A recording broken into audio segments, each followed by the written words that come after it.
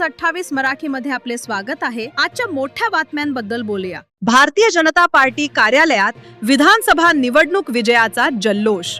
देशातील पश्चिम बंगाल, आसाम, पुदुचेरी, केरळ व तमिळनाडू या राज्यातील विधानसभा निवडणुकीचे निकाल जाहीर झाले असून या निवडणुकांमध्ये भारतीय जनता पार्टीला आसाम, पश्चिम बंगाल व पुदुचेरी येथे स्पष्ट बहुमत मिळाले आहे।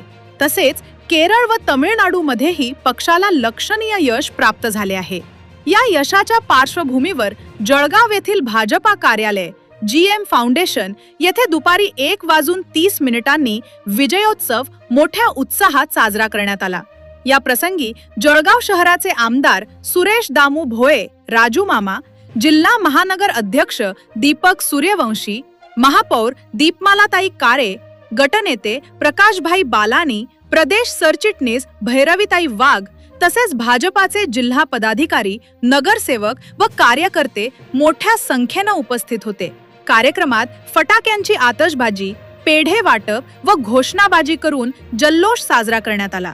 आमदार राजू मामा भोळे यांनी कार्यकर्ते व नागरिकांना बंगालचे प्रसिद्ध खाद्यपदार्थ झालमुडी वाटप करून विजयाचा आनंद द्विगुणित केला।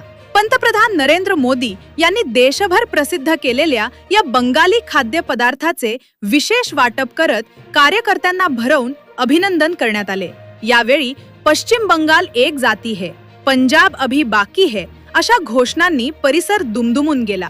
सर्व मान्यवरांनी कार्यकर्त्यांचे अभिनंदन करून आगामी काळात संघटन अधिक मजबूत करण्याचा निर्धार व्यक्त केला। जळगाव जिल्हा ब्युरो चीफ राहुल नगरकर याचा अहवाल।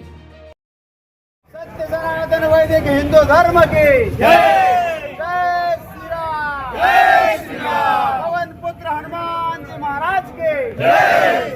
भारतीय जनता पार्टीचा जय हो।